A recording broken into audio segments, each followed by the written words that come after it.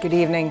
The former Children's Minister Mark MacDonald is facing a month-long suspension from Holyrood without pay after an investigation found that he sexually harassed a woman. The Parliament's Standards Committee recommended the sanction against the Aberdeen Donside MSP after finding that he'd breached the Code of Conduct. From Aberdeen, Rebecca Curran reports. Holyrood Standards Committee gathered this morning to discuss which sanctions to impose on Mark MacDonald. They heard the former SNP MSP has been found guilty of sexual harassment following an investigation by Scotland's ethics watchdog. I propose that the committee will recommend in its report that the Parliament excludes Mark MacDonald from procedures of the Parliament for a period of 1 month, which will not overlap with the period of recess.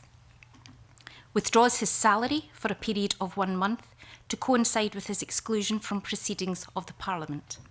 Mark MacDonald resigned as Minister for Childcare last November after admitting sending an inappropriate text message. He doesn't think his actions constitute sexual harassment. I have regretted it from the moment it was brought to my attention, and I wish I could go back and unsend it, but I can't. Therefore, I have to deal with the consequences of my actions. I've sought to do that all along, both by apologising, by making clear my intentions to reflect on future conduct. James Dornan filed the complaint against his former colleague. Parts of it were not upheld. Mr MacDonald deserves everything he gets. I think he should be really considering his position, given he's just received the recommendation for the greatest sanction that the Parliament has ever given. This has been a long and drawn-out process, not least for Mark MacDonald's constituents here in Aberdeen Donside. So what do they think about today's development? I think he should be suspended for longer, to be quite honest. So tell me why.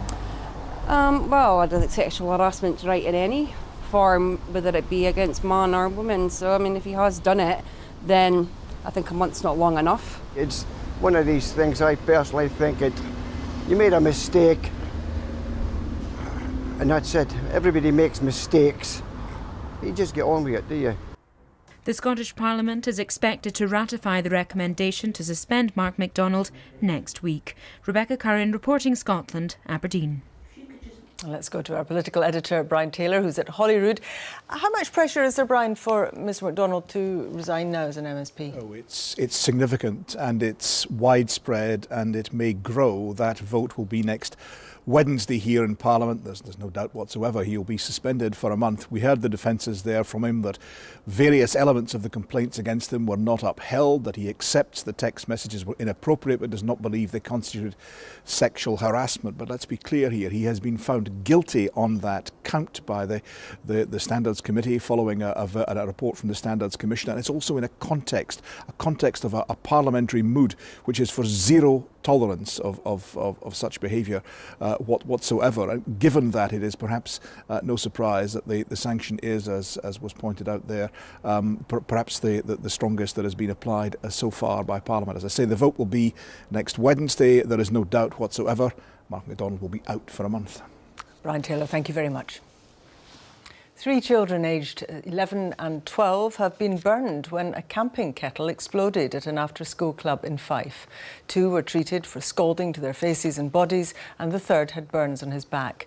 They had been taking part in an outdoor cooking class at Lumfinnins Primary when the accident happened. Fife Council said a full investigation was underway. A charity says the lives of vulnerable elderly people could be on the line because of a strike by council workers in Eastern Bartonshire. The strike over pay and conditions, due to continue tomorrow and next Monday and Tuesday, has caused serious disruption to many local services. Age Scotland says it's concerned about the emergency arrangements for those who receive care in their own home. The council is due to discuss these tonight. Meanwhile, all schools in the area were closed today, as were libraries. Scottish ministers are taking advantage of being freed from the EU's bureaucracy. That's the verdict of Michael Gove on the Scottish Government's plan for a post-Brexit transition plan for farmers. He's been touring the stands at the Royal Highland Show at Ingliston on its opening day. From there, our Rural Affairs correspondent Kevin Keane reports.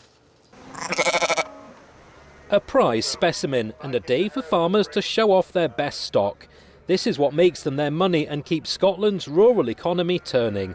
But many will tell you it's not easy and that subsidies are an important part of their business. Only now has the Farming Minister confirmed that those subsidies will continue largely as they are for the next half a decade. Then, who knows? It's necessary to have that bridge of a 5-year period where you can have stability and certainty of income for farmers to plan during that 5 years for the major change that is coming thereafter.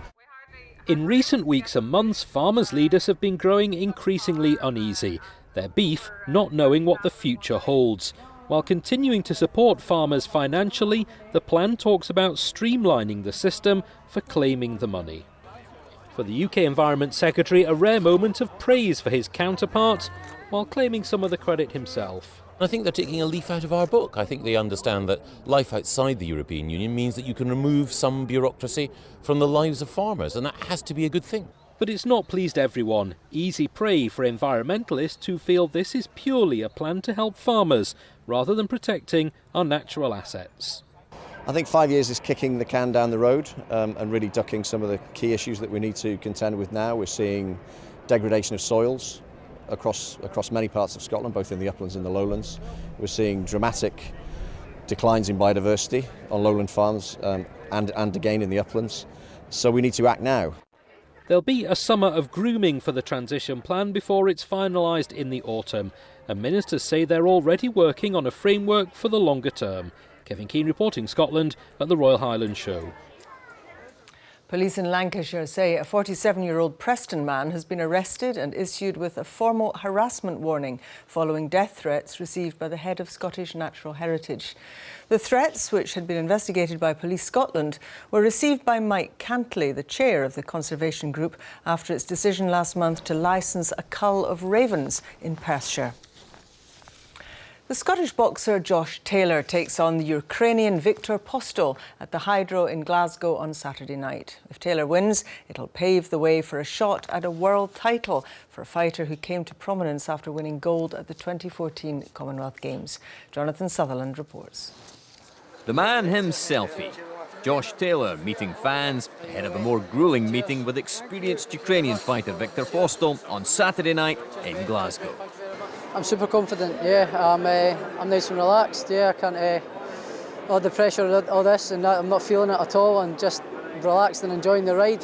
Of course, a big part of boxing is selling tickets. An open training session in a shopping centre should certainly help with that. Josh Taylor aiming to keep his customers happy with yet another victory on Saturday night. Taylor faces Viktor Postol, with the winner earning a shot at a world title fight. Postol is 34 years of age. He's won 29 of his 30 fights. Taylor, far less experienced, but unbeaten in his 12 professional fights so far. How wary are you of Viktor Postol's experience, especially in comparison to Josh? Well, yeah, his experience is, I mean, yeah, he's boxed in the unification fight. He's dealt with a massive pressure on the world stage against Terence Crawford. But I feel like we're getting him at the right time, and Josh is a special talent, and I feel like this is the time for him to really make a statement in this division. He's got a lot of experience, but also I've got a lot of talent as well, and I'm going to show that on Saturday. 10,000 fans expected to watch Taylor face a pivotal battle in his quest to become world champion.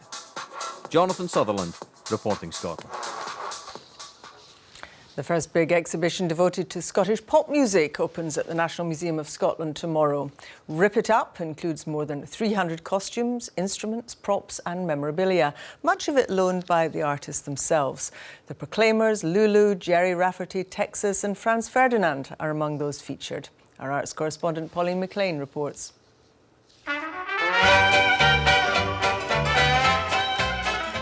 Where do you begin with the story of Scottish pop? Back in the 50s with dancehall and skiffle? Or in the 70s with the sensational Alex Harvey Band? We've collected and borrowed from many, many artists, and because we've done that, when they're lending us objects, they come with some very personal and very interesting stories. That distinctive stripy top with a hint of pink, not a rock and roll incident, but a more domestic disaster. The original shirt was washed with a pair of red pants. So, and we have the original shirt, and every time I think he then got new shirts, he also had to make sure they got washed with a pair of red pants to make them go pink as well. As well as what you see, there's a whole lot more to hear. It's fun. Oh, I just can't wait. With a programme of events, radio, TV and a book. I think some people of certain generations might see pop music as being trivial, silly, a kind of sideline, but it's the soundtrack to everyone's lives. If there have been almost 7 decades of pop music, then that's most people on this planet have had pop music soundtracking their lives. I think it's our modern history.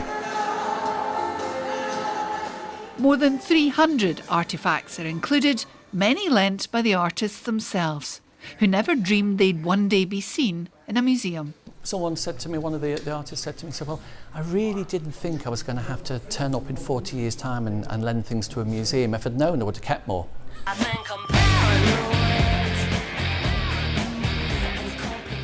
Pauline McLean reporting Scotland, Edinburgh. Now let's get the latest in the weather with Chris. Sally, thank you. Hello there. Well, it's been a bright and breezy day for many of us. Some lovely blue sky and sunshine, some lovely photos from our weather watchers. But it has been windy, particularly around north and northeastern coast. You can see the big waves there just off Aberdeenshire. Tonight, it remains rather breezy, although the winds will tend to ease off somewhat. It's dry and it will be clear and quite cool. Town and city temperatures around 6 to 9 Celsius. In the countryside, it will be colder than that. Tomorrow, and high pressure continues to edge in off the Atlantic, but around the top of that high, a couple of weather fronts bringing thickened cloud and the odd spot of light rain, so a bit of a north-south split to our weather tomorrow. Through the Highlands and Islands, the Northern Isles and the North East, expect some cloudier conditions, but for central and southern Scotland, some sunshine, perhaps some patchy light rain for Orkney and Shetland as well. Having said that, where the cloud is thickest, it will still thin and break. In the south, up to 18 degrees, cooler further north, still a brisk breeze for the Northern Isles as well. And then tomorrow evening, some sunshine to end the day and largely dry. And then it's the weekend, and actually Saturday somewhat similar to Friday. In the north, fairly cloudy, outbreaks of rain through the Northern Isles, but central and southern Scotland seeing the driest, warmest weather. And then on Sunday, a dry day for all and a sunny day for all, pretty much. Temperatures creeping up to around 22 degrees. And then to next week, and high pressure is here to stay. So a return to summer conditions for many of us, importing warm air from the near continent, highs in the high 20s. That's the forecast. Woo! Thanks very much, Chris. And that's Reporting Scotland. I'll be back with a late bulletin just after the 10 o'clock news. But until then, have a very good evening. Bye-bye.